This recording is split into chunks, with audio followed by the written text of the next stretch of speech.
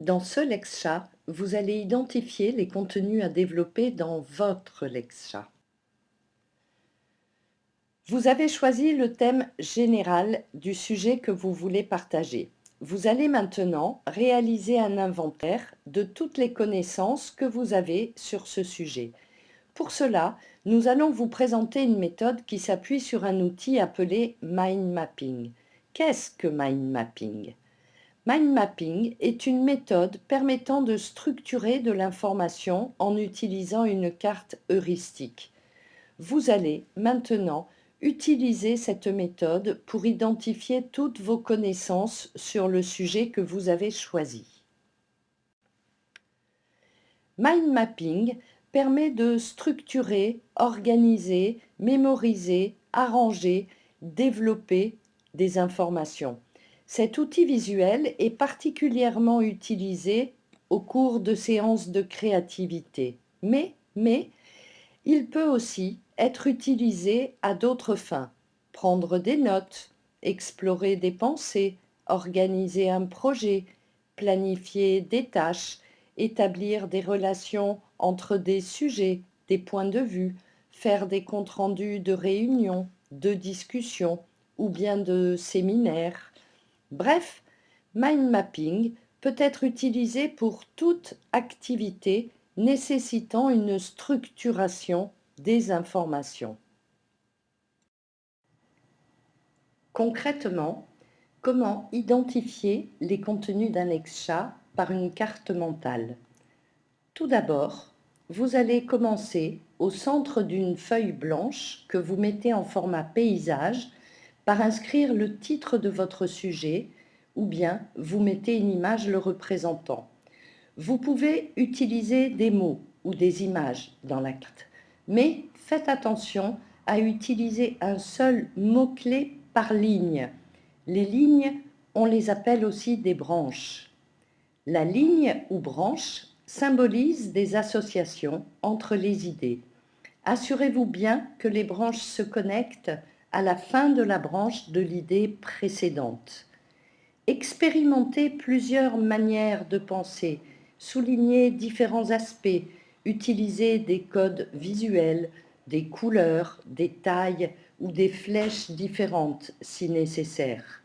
La structure doit être développée selon une hiérarchie radiante, c'est-à-dire que les idées doivent irradier du thème central, puis aller dans les branches principales jusqu'aux plus petites.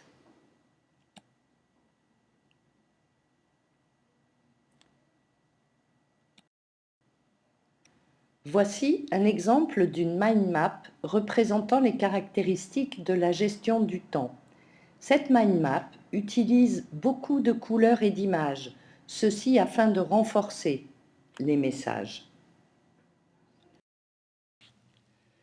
Voici un autre exemple de mind map ou carte heuristique, développant le sujet du recrutement d'un collaborateur.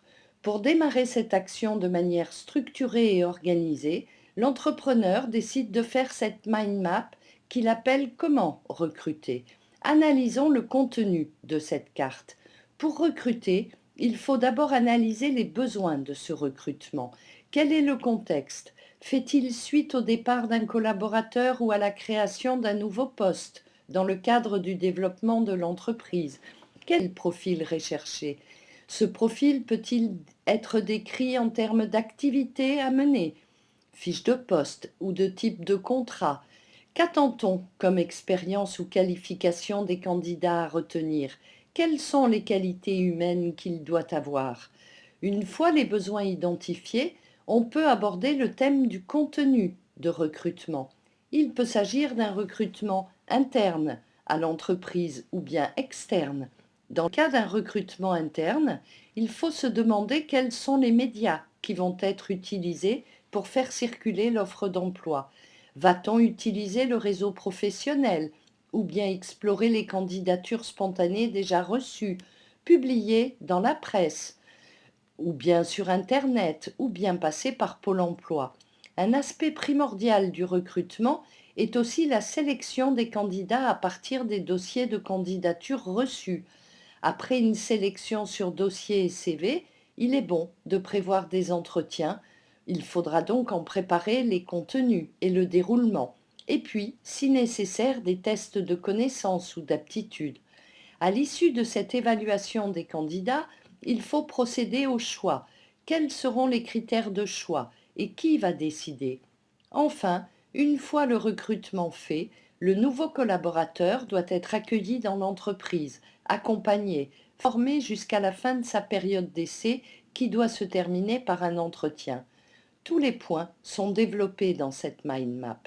Elle constitue ainsi un mémo qui pourra être réutilisé pour chaque nouveau recrutement. Une mind map peut être réalisée à la main sur une grande feuille A3 ou en utilisant des outils logiciels existants. L'intérêt des outils est de pouvoir faire évoluer aisément la carte. Voici quelques exemples de logiciels pour lesquels vous trouverez des informations sur Internet. MindMaster, MindNode, Xmind, MindYet ou FreeMind. Avec ce Lexcha, vous avez appris à utiliser la méthode mind mapping pour recenser et organiser vos idées. Vous pouvez l'utiliser pour identifier tous les thèmes possibles à développer dans le sujet que vous avez choisi de partager. Elle représentera l'ensemble de vos idées sous forme de mots, de couleurs, d'images et de liens. La prochaine étape consistera à définir des priorités sur ces différents thèmes.